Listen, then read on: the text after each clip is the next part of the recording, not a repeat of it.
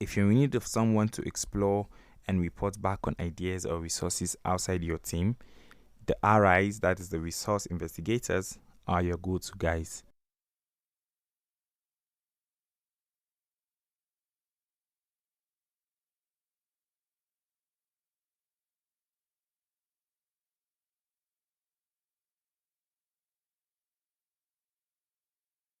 So in the previous episode, I said I was going to start the Belbin team role with the people-oriented roles, and the people-oriented roles are those that are associated with building relationship and contact with people.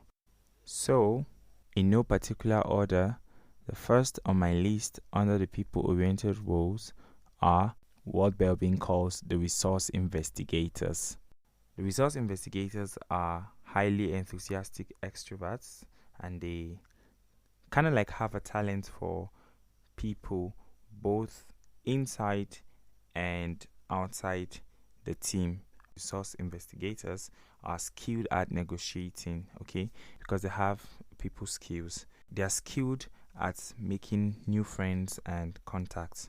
They are highly inquisitive and they are talented at picking up ideas from other people. Though they might not create those ideas themselves or spark up those ideas themselves, but they have the ability to pick up those ideas from people and work on them. They tend to see possibilities in anything new. When you have these guys in your team, whatever is new, they see the possibility of it working. They believe in the dreams and the visions of should I say the shapers. Don't worry about all this. You get to understand this fully when I'm done with all the personalities. If you're in need of someone to explore and report back on ideas or resources outside your team, the RIs, that is the resource investigators, are your go-to guys. They're always there for you to help you build contact with people, to reach out, to negotiate. They easily integrate in the team. If they should come into a team today, they have the ability to integrate, to mingle with people, and they are almost loved by everyone. Resource investigators always bring information to the team. They love to get around, promote communication, help people. They have lots of friends and contacts. Like, these are the guys that have lots of contacts on their phones. I have friends that are resource investigators. I'm telling you, the ability to make friends with people is just incredible. And you actually need them in your team because they are amazing and they have an outstanding people skills that will help your team to achieve its common goals. And now to their area of weakness. Resource investigators can lose enthusiasm once the initial eagerness has passed. There's something we have in Nigeria that we call initial gra.